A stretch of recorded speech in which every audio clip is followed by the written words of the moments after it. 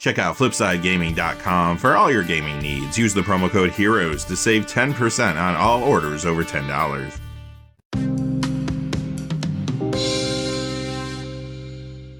Hey there, this is John from Heroes and Legends, and welcome to another edition of the Magic the Gathering Market Watch. This is going to be our last weekend edition of the Market Watch until after the holidays, so I hope everybody has a great holiday season out there.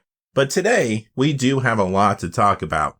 We have learned a little bit about Kamigawa Neon Dynasty this week, both through leaks as well as announcements. And as you can imagine, this new information has had some impact on card prices.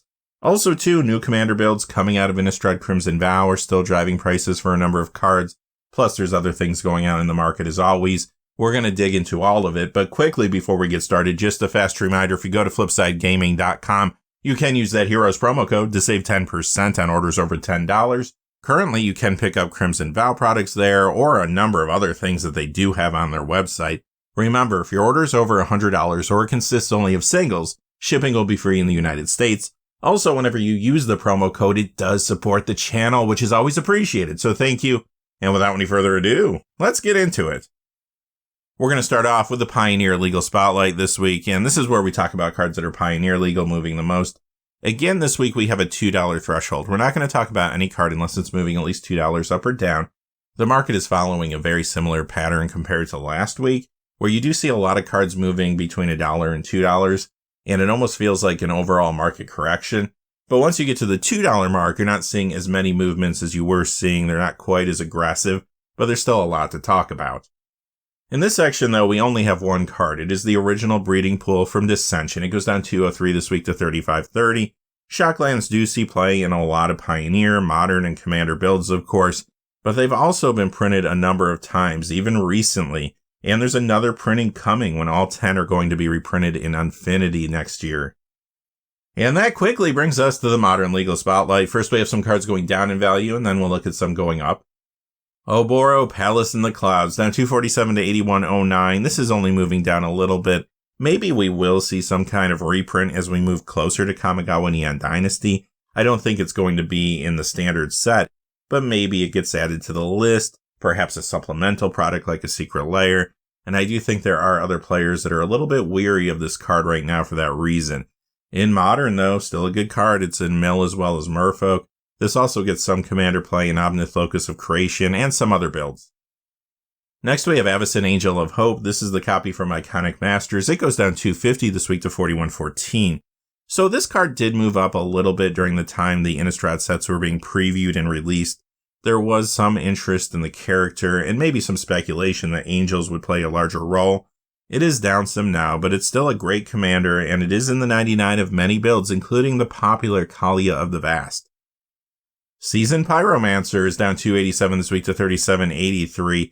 Now, this is not seeing as much play as it was prior to Modern Horizons 2, but it still does get a lot of modern play. It's an Obosh aggro, Gruul midrange, sometimes Crashing Footfalls, and more. This also sees a little commander play too, sometimes in Winota Join Our Forces, and a few more builds as well. Next is Ragavan Nimble Pilfer. This is down 352 this week to 79.99. One of the big cards that came out of Modern Horizons 2, it's still trying to find its price point, as you can see. It was very popular, price got really high. Recently, it has been trending down a little bit, but not because of lack of gameplay. This is seeing a ton of play. In Modern, it's in Murktide Regent, Grixis Death's Shadow, Jund, Rakdos Lurrus, and much more. Legacy, it's in Izzet Delver, Jeskai Ragavan, and more there. Vintage, it's in 4-color Tinker, 4-color Tempo, Grixis Underworld Breach, and more in that format as well. And it has become a fairly popular commander, plus it's in the 99 of a number of builds there too.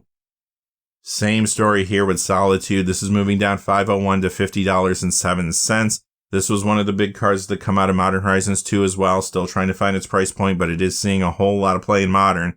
It is in 4-color Blink, Azorius Control, Death and Taxes, 4-color Elementals, 4-color Omnith, Reanimator, and much more. Also, this is in Legacy Death and Taxes, plus it gets a little commander play too in various builds.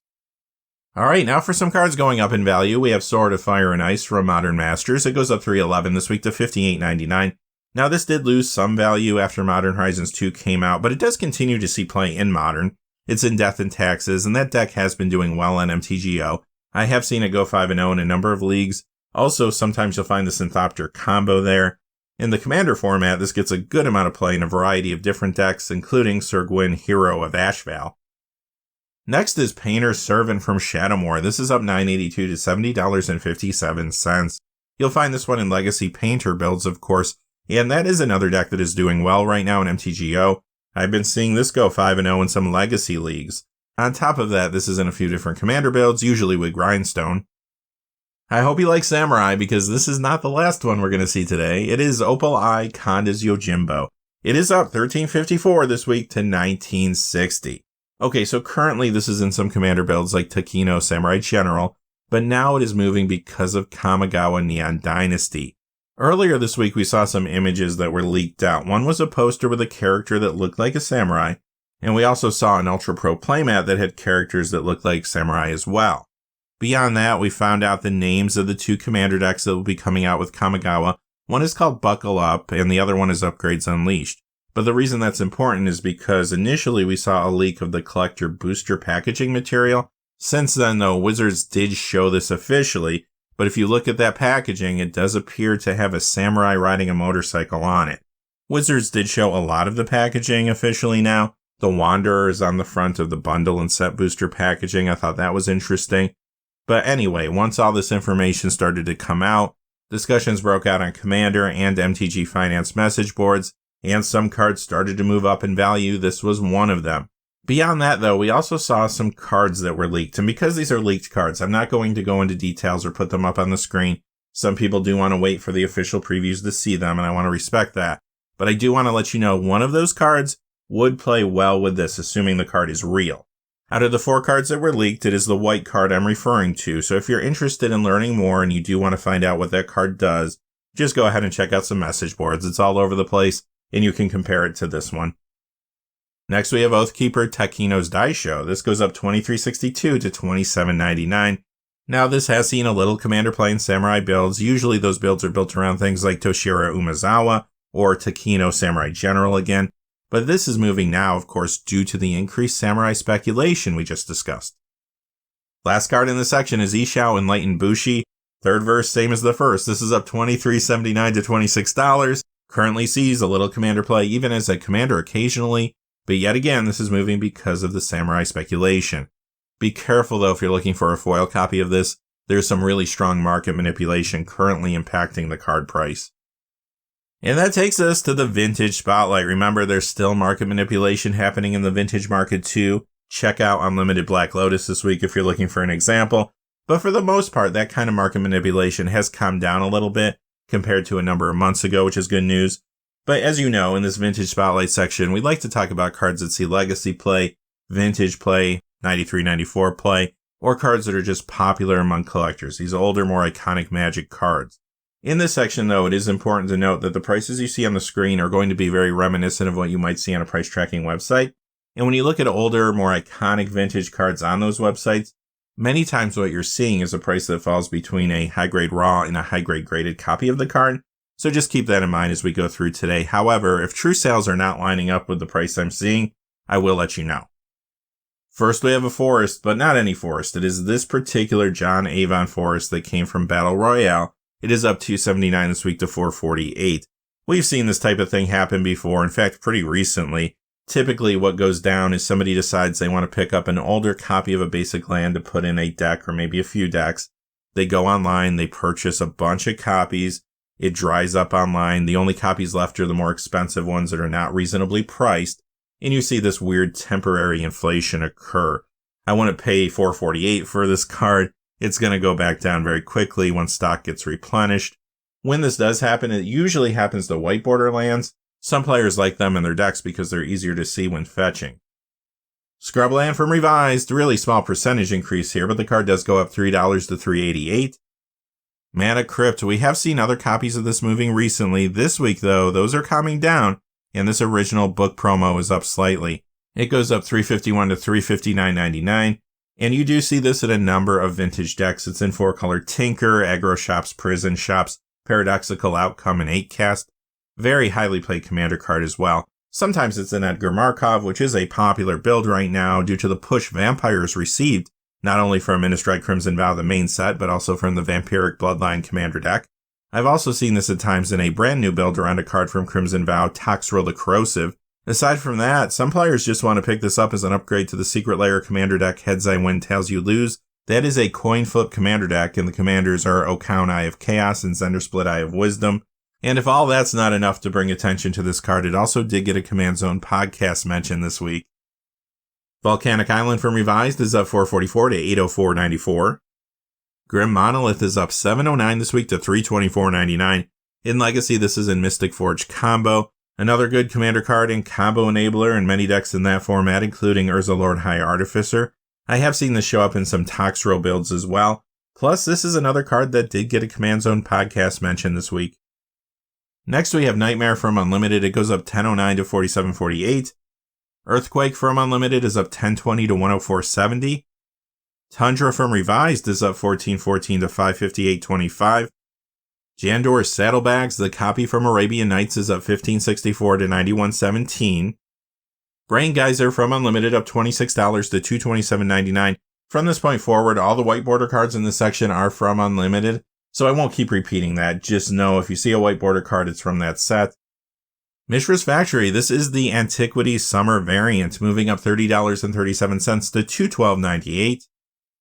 Blessing is up $39.26 to $60.53.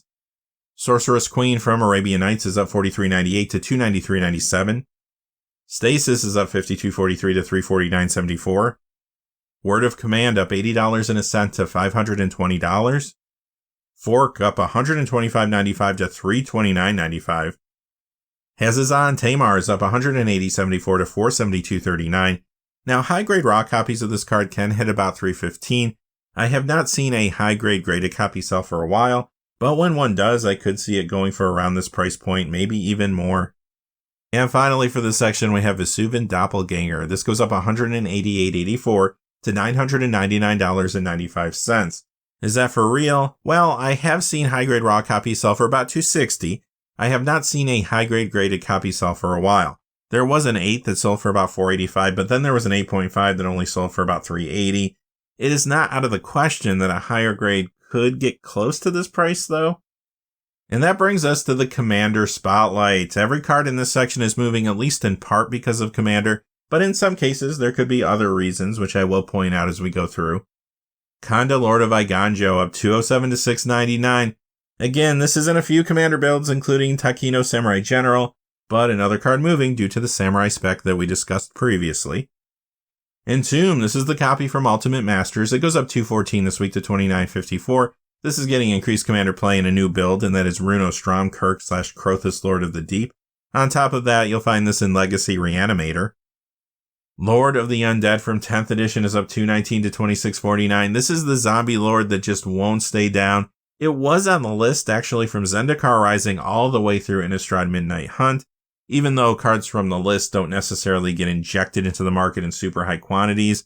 Considering this thing had been around for so long, you would have thought that the card would be calmer than this. It is great in zombie commander decks though, which of course did get a push from the 2 Innistrad sets that came out, as well as the Undead Unleashed commander deck. It is a good upgrade to that deck. Also, it's good in fresh builds around a card from there. Will help the Rock Cleaver. Archfiend of Despair is next. It goes up 234 to 43.42. Currently, this does get some commander play in Kali of the Vast and a few other builds. It was an early Kamigawa Neon Dynasty preview card, though, that made this jump. We got to see a demon that may play well with this in Commander. The card is on the screen now. Hidetsugu Devouring Chaos. Phyrexian Altar from Invasion. It goes up 236 this week to 97.94. This is a great commander card, also another good combo enabler in various builds. You do see this in Alper Markov occasionally. Also shows up in some Toxrill builds. Zombie decks also like this. Previously, we have seen many players get this to upgrade Undead Unleashed or added to a fresh Wilhelt deck. On top of that, one of those Kamigawa leaks did mention rat tokens. Maybe some people are thinking this card gets even better soon. Hunted Phantasm, this goes up 241 to 862, and it is seeing increased commander play now in Toxrill builds too. Dockside Extortionist, this is up 247 this week to 67.74. Another huge commander card and combo enabler here in lots of different builds. As expected, treasure tokens will play a role in Kamigawa Neon Dynasty, but check out this preview card that definitely confirms it. We have Atsushi the Blazing Sky. Also notice that we are getting Spirit Dragons again, and it is worth noting that 2 out of the 4 leaked cards I mentioned earlier, again assuming that they're real, were enchantment creatures. We could also see at least one of those enchantment creatures was a spirit. Sylvan Tutor from Portal is up 249 to 8360. It is a tutor, so you know it's going to see at least some play in Commander, and it has been getting additional play recently in some Grolnok the Omnivore builds. Next is Kentaro the Smiling Cat. This is up 258 to 499, and this is moving for the same reasons that Kanda Lord of Eiganjo, which we saw a few moments ago, is moving. Kira Great Glass Spinner from Betrayers of Kamigawa this time. It's up 264 to 1348, and this is seeing increased Commander play now. It is a good upgrade to the Spirit Squadron Commander deck, and it's also showing up in fresh builds around a card from that deck, Millicent Restless Revenant. In Modern, this appears in Bant Spirits. Mana Web, this is of course moving because of the Spider-Man premiere. It goes up 268 this week to 2796. How's that for topical comedy?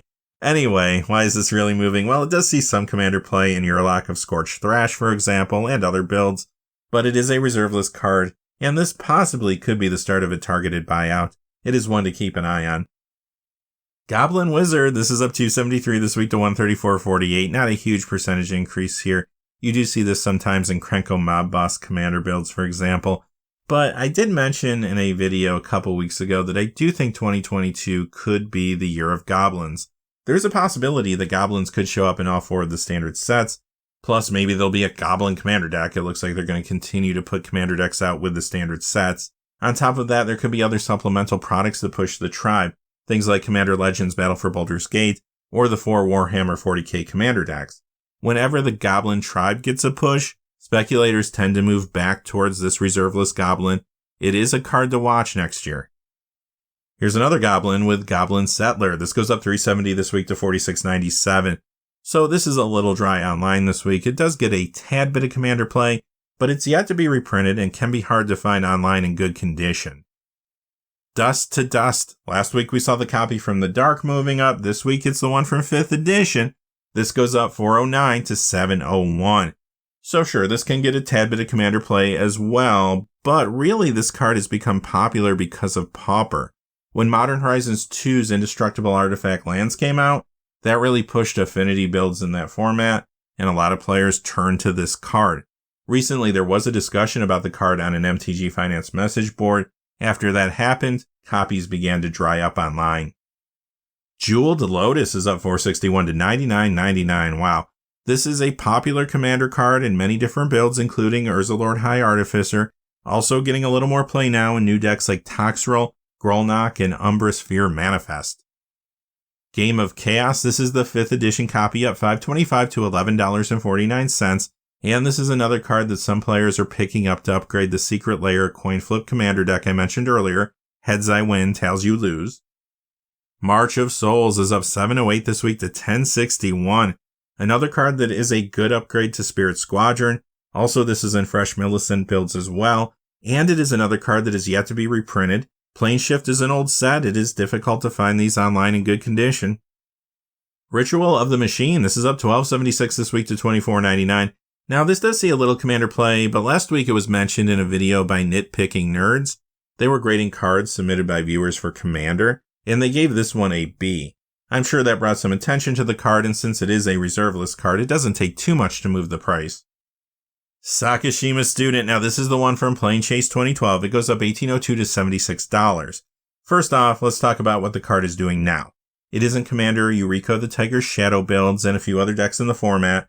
However, the reason it's jumping like this now is because Wizards did officially announce that ninjas would play a sizable role in the upcoming Kamigawa Neon Dynasty set. I would expect the Plane Chase Anthology copy and other key ninjas to start moving fast. Probably by the time you're watching this video, they're already going to be up. I know Higiri the Stillwind is climbing quickly. As a matter of fact, if I took these prices maybe just a couple hours later, it probably would have made the video. Additionally, keep an eye on Ninja Foils. They're also moving fast in some cases. So aside from Wizards telling us we're going to see ninjas, they also showed us a card that supports ninjas. It's this one here, Kaito Shizuki. And the last card in this section is Sliver Queen. This goes up 26.46 to 383. This is the Sliver Lord that's on the reserve list, and it continues to bounce back from some pretty big recent losses. It has been climbing now for 3 weeks in a row. It can be a commander in a sliver build, but usually you see this in the 99 around another sliver commander, like Sliver Overlord, for example. On top of that, it did get a Command Zone podcast mention this week, too. And that does bring us to the premium spotlight. As always, there's a lot of premium cards moving up in value. I try not to focus on cards that are the target of a buyout or cards that are just moving for the short term because they dried up in the marketplace. Instead, I like to talk about cards that are moving because of something that's going on. Maybe they're in a deck that's getting hot. Maybe there's a preview card that pushed them. Things along those lines. Today, I selected 2 different cards that we're going to look at. But remember, this section is very similar to the Vintage Spotlight section because there's not as many of these cards for sale or selling at any given time. The prices you're going to see are going to be reminiscent of what you might see on a price tracking website. But again, if I'm not seeing true sales line up with what you see on the screen, I'll let you know. The first one is Oathkeeper Takino's Die Show. The foil copy from Champions of Kamigawa is going up $17.03 to $50. So is this price for real? Well, I have seen high-grade raw copies sell for about $30. I would not be surprised to see that price moving up in the future just due to how fast the non-foil copy has been moving. Additionally, I saw a 9.5 graded copy sell for $100. That is highly unusual. Typically, you don't see this card graded that often. And the last card is Hunted Phantasm, the foil copy from Ravnica, City of Guilds. It goes up $28.59 to $34.70 in theory. Is that for real? I'll tell you this card is extremely hard to find in foil right now. I have seen high-grade copies raw selling for about $8 in the past, but considering again just how fast the non-foil copy is spiking, I don't know if this price is out of the question. And that's going to do it for this episode of the Magic the Gathering Market Watch. My plan is to come back on Wednesday to do our top 10 hot cards of the week, and then take some time off for the holidays. This will be the last episode of the weekend edition, though, for sure, for a couple weeks. With that being said, I hope you all have a great holiday season. Remember, stay safe out there. Thanks for watching. Please remember to like and subscribe, and have a great day. Hey, thanks for watching. This video is made possible through the generous support of viewers like you on Patreon. Check out the description below for links to our Patreon page as well as our Amazon affiliate store, where a small percentage of all sales will also help support the channel. Finally, if you haven't had a chance yet to subscribe, hit that subscribe button so you don't miss any of the new videos on Heroes and Legends. Talk to you again soon, and have a great day.